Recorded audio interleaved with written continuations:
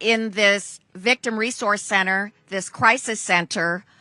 It was very illuminating to see all the resources that there are for the victims' families, and what is being done to make sure that they can get through this process. And we have been supported by so many people across the nation. In fact, I just had a phone call with President Biden and Vice President Kamala Harris, who expressed their condolences for what happened and will be expressing their condolences to the victims. But we also have the honor of having Senator Alex Padilla here, who delayed his trip to Washington, D.C. just so that he could be here with us. So, Senator, if you could please say a few words. Thank you, Congresswoman Chu. I want to thank Chief Fleece, the Congresswoman, Supervisor Solis, and frankly, all the city, community, and regional leaders that responded so quickly after the tragedies of Saturday night. It's important to be here today to walk through this resource center for families and friends of the victims and, frankly, the community at large, because it's going to take a lot and it's going to take some time. But we know that the community is resilient and the community will rebound. We are committed to working together, not just to support the families and support the community, but to once again use this reminder of the epidemic of gun violence in America. While there's still a lot that we are learning about these particular cases, we won't jump to all the conclusions. We'll let the investigations and legal processes run their course. We do take it as a reminder of the urgency with which we need to strengthen our gun safety laws across the country. Many of my colleagues have pointed out, doesn't California have some of the strictest laws and protections of any state in the nation? And that is true. And they have worked, and it is helpful. But when there's a patchwork of laws and protections to various degrees across states, then clearly there are vulnerabilities that can impact any community in the country. And so for the individuals in the community here in Monterey Park, throughout the region and throughout the country that are living in slightly more fear today because of what's been witnessed, this is a reminder that more needs to be done. Two final things. One, another minute should go by without once again expressing our condolences and our prayers to the families of the victims and of the survivors and the community at large. They should take heart in seeing their community leadership respond so quickly and work so well together. And last but not least, to call attention to some good news. Earlier this year, last year, Congress actually came together on a bipartisan basis. Representative Chu on the House side, myself on the Senate side, when we passed the Safer Communities Act, which does bring additional resources for mental health, does bring additional resources for crisis response for incidents like this. So it's part of our recognition that communities will need that support, not just in the immediate aftermath of a tragedy, but for the long term. But more needs to be done, whether it's on reducing the types of weapons that are found in communities across the country, access to those weapons, even when it's lawful. We cannot let mass shootings be the norm, not here in Monterey Park, not in California, not anywhere in the United States of America. And with that, let me introduce my friend and colleague, Los Angeles County Supervisor Hilda Solis. Thank you for coming here this afternoon. I want to thank the city of Monterey Park and expressly give my thanks to all the public safety personnel, all our LA County Mental Health, OEM, Office of Emergency Management, including the governor's office, as well as our friends in the federal government, FBI, and everyone that's been helping us go through this in the last couple of days. But I also want to be reminded that there are some special things to be thankful for. The community has come together. Many people are coming forward to provide initial support to many of our AAPI residents, many who are right now in Solis, and witnessing things that are unheard of. We know we have a lot of healing to do. The LA County will be here. Our mental health services are here on the ground, Office of Emergency Management, as well as our Red Cross, as well as our other secondary agencies. And again, I want to thank the City of Monterey Park. This senior center here stands as a symbol of welcoming for all immigrants. That's how I came to learn this community, welcoming everyone. And it continues to be resilient. It continually will be doing that as we begin to heal, and we have much more to do. We also have some heroes. The young man that now many of us know helped to stop further shootings from occurring in Alhambra. That young man is a hero in the San Gabriel Valley, representing Alhambra. Those are things that we should also reflect on. In spite of someone's senseless motivations to try to kill people or shoot people, this individual did what many would probably never be able to do or imagine, but he saved so many more lives. So let's also think about that as we go through this process. Let us also, through the next few days, remember the families that have lost loved ones, as well as those that are recovering right now. And I thank all our emergency medical staff, our teams, our hospitals, everyone that has played a big role in this whole activity that has been occurring right before our very own eyes. So thank you. With that, I'll bring it back to. Do you want to do it in Spanish? Your call. Anybody in our group here? I know this is kind of impromptu, so. Maybe he could say some words in Spanish.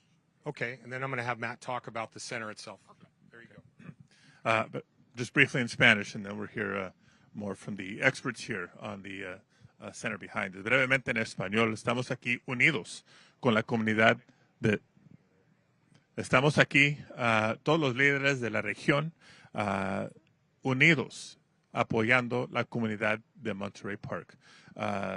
Debido a la tragedia de este fin de semana, ofrecemos nuestros pensamientos, nuestras oraciones a las familias impactadas, a la comunidad en total, no solo aquí en Monterey Park, pero en comunidades similares en todas áreas del país, porque merecemos mejor que vivir en temor de violencia, de armas. Hay mucho que no sabemos todavía sobre los incidentes. Las investigaciones siguen, pero lo que podemos contar es que nuestro apoyo no solo es de hoy, pero es de largo plano para ayudar a las familias y la comunidad de Monterey Park a sobrevivir, recuperar y de nuevo ser una comunidad tan fuerte como la conocemos. Muchísimas gracias.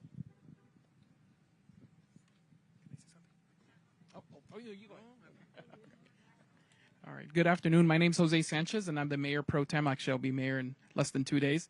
I'm also a teacher here in this community, and so I know that this hits hard for a lot of our students. I know tomorrow I'll be going into the classroom, and that's going to be the first talk when I go in. How are we going to have this dialogue with our students? I know that many of our students are going to be coming from many different angles and places, but we just toured the Langley Center, and I was very proud of the work that they're doing in here to provide services for our community. Very proud of that. Tomorrow we're having a vigil here in front of the City Hall at 5:30, and I invite you guys to come out. I know that a lot of our community is coming together to, bridge and it's a lot. It's very emotional for me as well because I live here. I have 3 daughters, and I know a lot of us were at the festival, at the Lunar New Year festival, right just before this happened. But I'm so hopeful of how the community has come together. I'm very hopeful of how we're going to recover, and I know we will recover and we'll come out stronger. Thank you.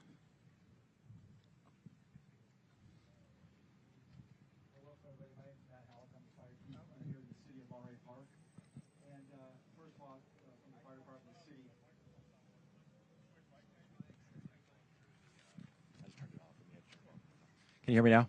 Okay, my name is Matt Hallock. I'm the fire chief here in the city of Monterey Park.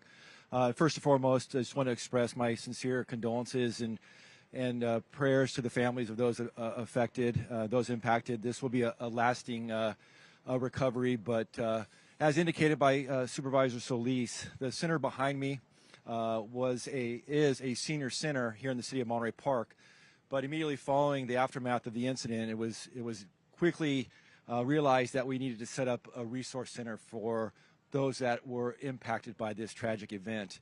And so we started the ball rolling on how are we going to set this up, how are we going to stand this up, and get those resources available immediately following this incident. So we partnered with several different agencies to make that happen here in the city of Monterey Park.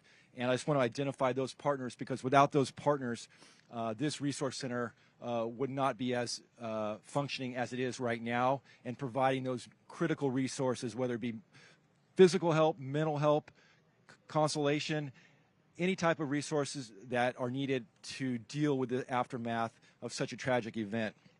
Some of those partners that we are relying on, not only just here in the city, is Los Angeles County Office of Emergency Management, the LA County Department of Mental Health, Los Angeles County District Attorney's Office Multi-Casualty Incident Support Team, the Los Angeles City Crisis Response Team, the American Red Cross, the FBI Victims Specialist Team, the Tucci Foundation, along with the Chinese Consulate.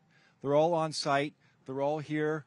What we're doing is, as victims come in, as people that come in related to the incident or not, or seeking any type of support, we capture them at the beginning at the front of the entrance to this facility.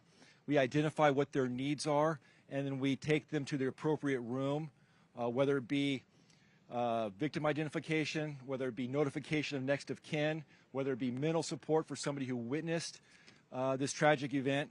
We identify where they need to go and to the appropriate resource for them. To this point, we've had a total of 6 families have come through the facility to seek that support, and we'll continue to maintain this facility for as long as needed to provide the community the much needed support they're going to need to get through this difficult time. Some logistics on this center. We're going to have it open from 8 a.m. to 7 p.m. Every day of the week until we feel that the community no longer needs that support. For those that are watching at home and don't know the location, the address for this facility is 400 West Emerson.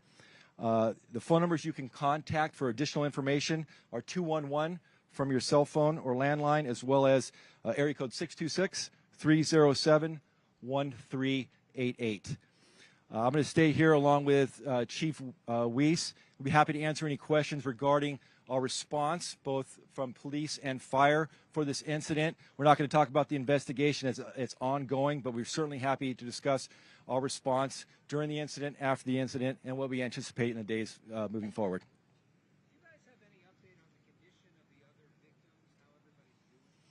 We're in contact as much as we can, but given the nature of the incident, information is limited. And so we're doing our best to get updates on the condition of those that were transported to our local area hospitals. I don't have that information current as of now.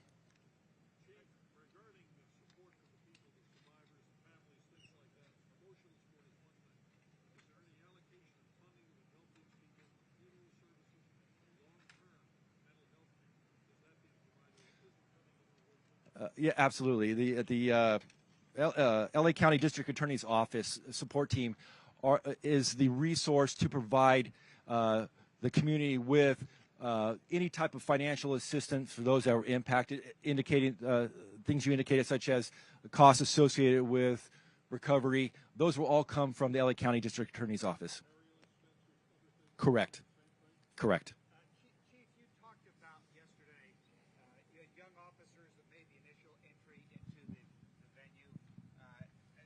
Have you done a further debrief with them? Have you learned anything more? And you expressed concern over their own emotional state, considering that a few had been on the job for a few months before they had this encounter. Right. A great question. Officer wellness at this point is my number one concern. So I had 6 to 8 officers on duty last night, and when they returned to duty, we kind of wrapped our arms around them in briefing. We brought in professionals from the counseling team and ultimately sent them home. They weren't emotionally ready to come back to what they left. And we will continue to provide them with support. I want them to have long careers. I want them to be whole. And the only way to do that is to talk about what they saw, the trauma they saw, and let them know that there are other people that are in their shoes and that they can recover from this. And that's what I'm doing. That's one of my biggest concerns right now. And I'm doing it with every single person that was on duty, whether they're in dispatch, whether they were out in the field. That's who I'm concentrating on right now. Have you learned anything more about the timeline? No, the timeline is still, I haven't reviewed any body-worn camera or anything like that. That's all part of the evidentiary process. I'm not at that point. At some point, I will conduct a debriefing with everybody present because we learn from those things. And I haven't gotten there yet. I've talked to them individually about what they saw and how they handled it, but that's about it. Has your department ever had an interaction with this individual who was responsible? Not that I'm aware of. No.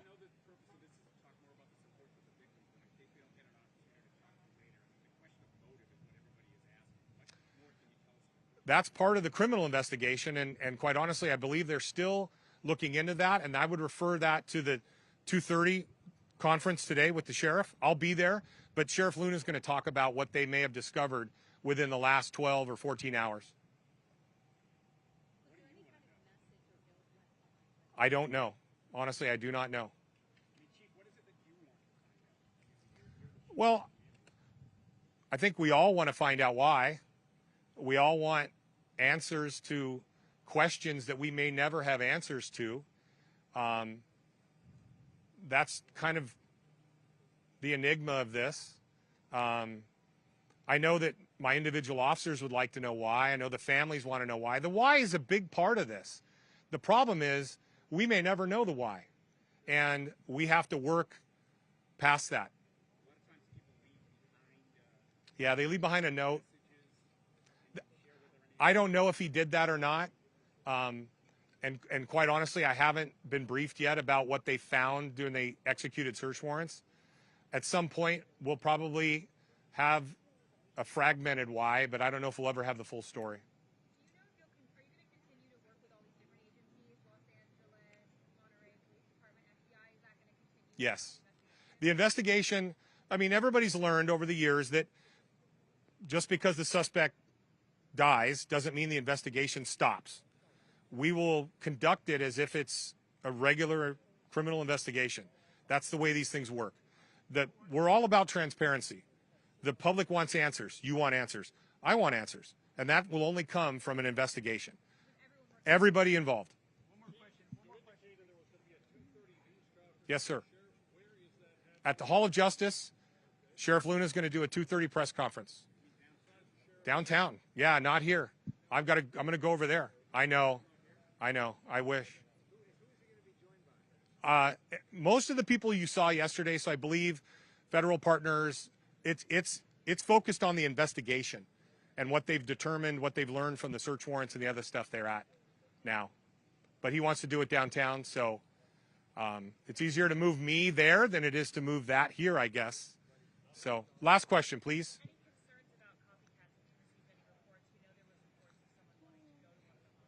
There was. We investigated that, and we're looking into that. There hasn't been any. It's always a concern of ours. We're prepared if anything were to happen, and we take each of those threats on a local level very seriously. My investigators are professionals, and they take it very seriously. So we haven't had any, but it's always in the back of our mind. We're always prepared for that. All right. 11. There are 11 people have died because of this incident so far. So, not counting the suspect. I'm not counting him. All right. Thank you very much, everybody. Have a great afternoon. Thank you for coming out. Excuse me, Rombo, City Manager for Monterey Park. Is there anyone here that is from any other newspaper that needs translation, whether it's Chinese or Taiwanese or anything, from this Q&A? Okay, thank you very much. Appreciate it.